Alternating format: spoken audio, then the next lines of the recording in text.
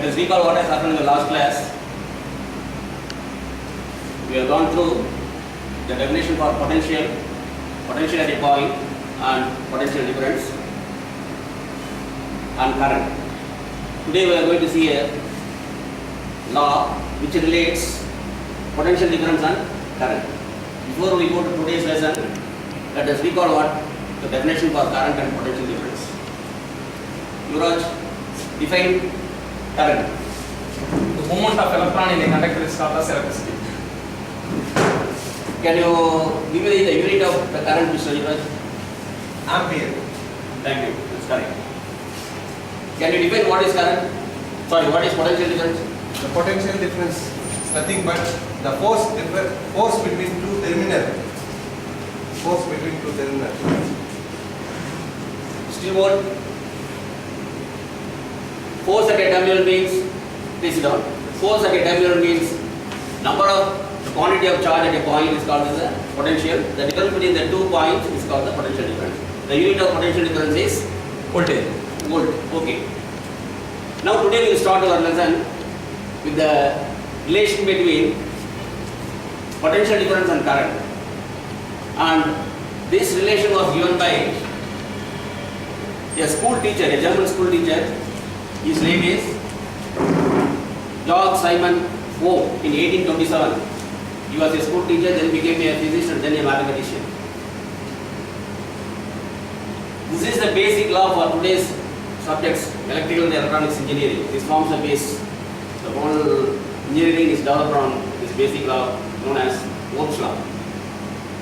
So now we will see what is the statement of Ohm's law.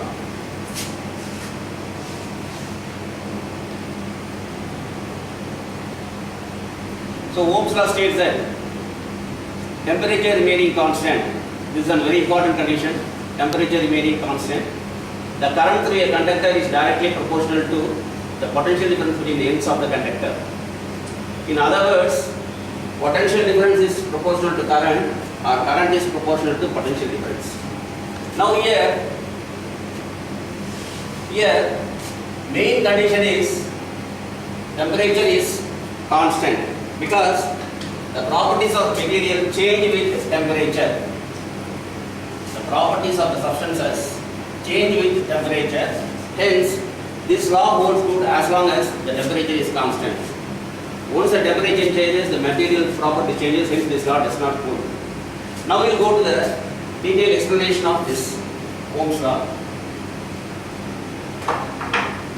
Now let us consider a conductor. Say, we represent a conductor in the form of a zigzag line that shows that it is a conductor. If there is the zigzag line is not there, it is just a connecting wire. Let us say AB is a conductor, and the current flowing through the conductor is I. The potential difference between the two ends of the conductor is E. Let us assume that E is the potential difference between the two ends of the conductor, and the current through the conductor is I. According to Ohm's law, the statement, potential difference is proportional to current. Or I can write it in symbol, potential difference E is proportional to current I. Now we can remove this proportional sign and substitute a equal sign by substituting a constant in the above equation, and that makes it E is equal to R into I, where R is a constant. In mathematics we use the symbol K for constant, but in this lesson we are using the symbol for R for constant. It is called as, R is called as the resistance of the conductor.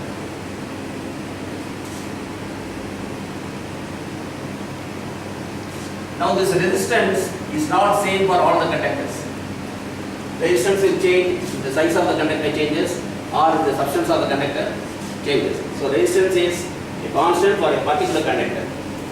Now we can define from this equation what is resistance, or we can rewrite this equation as R is equal to E by I. Or with this equation we can say that resistance is defined as the ratio of potential difference to current.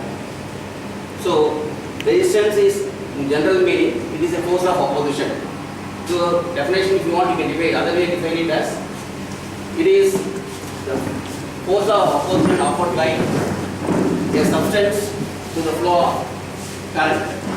So the same definition can be said as it is the ratio of potential difference to current. So resistance is defined as the ratio of potential difference to current or force of opposition offered by a substance to the flow of current.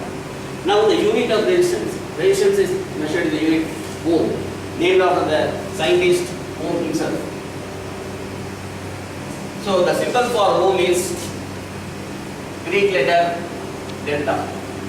This is the symbol for ohm. Now what is one ohm? To define ohm, if you assume that by adding a volt by having a potential difference of 1 volt, if the current flow is equal to 1 ampere, then the resistance of the conductor is equal to 1 ohm. If the difference in potential between the ends of the conductor is 1 volt and the current flowing through the conductor is 1 ampere, then the resistance of the conductor is said to be 1 ohm. Now we have got 3 equations from this Ohm's law. One for potential difference, the other one for resistance, and the third one, the equation can be rewritten as I is equal to E by R. So there are 3 quantities: potential difference, current, and resistance. If you want the equation for potential difference, it is equal to R into I, resistance into current. If you want the equation for resistance, it is potential difference divided by current. And if you want the equation for current, it is potential divided by resistance. Now from this equation, we can find that current and resistance are reciprocals, inverse. If you increase the current, resistance will decrease, or if resistance is increased, the flow of current will decrease. So this equation can be remembered easily by making use of this pie chart, wherein you have at the top of semicircle potential difference. Below it is divided into 2 portions, and one is I and the other is R. Supposing you want the value for E, hide E, then the remaining 2 you multiply, you get the equation E is equal to IR. Supposing you want the value for I, hide I, then E by R. That is the formula for current. Here there is a mistake in the chart. So current is equal to E by, this should be R. And then if you want the value for resistance, it is E divided by I. So this is the easy way of remembering this equation. Now we can compare this Ohm's law with the help of a water in a water tank. Let's imagine the water in a water tank, the pressure head is proportional to potential difference. Pressure head can be taken as potential difference. The height of water tank can be taken as potential difference. When the height is more water will flow. Quantity of water flowing will be more. So current will be more. When the potential difference is more, current also will become more. If you take the size of that hose diameter or the area of cross section, if you reduce it, water flowing will be less. That means resistance is more. So if resistance is more, water flowing is less. That is, current will be less. So from this water tank example, if the height is more, potential difference is more, hence current is more. If the diameter is reduced, resistance is more, hence current is reduced. This is the analogy between Ohm's law and water flowing from a water tank.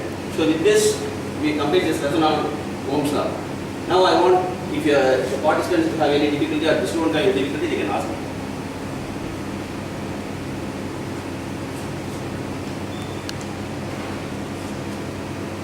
Any difficulty, sir? So now, today what we have seen is, what is the definition, what is the statement for Ohm's law, what is the equation for Ohm's law, definition of resistance, unit for resistance, equations for the 3 quantities, then analogy of Ohm's law with the water tank, water flowing through water tank. Now I would like to test or recap what all has been done in this period, and I want one of you to state Ohm's law. Yuvraj. At a constant temperature, The voltage is directly proportional with the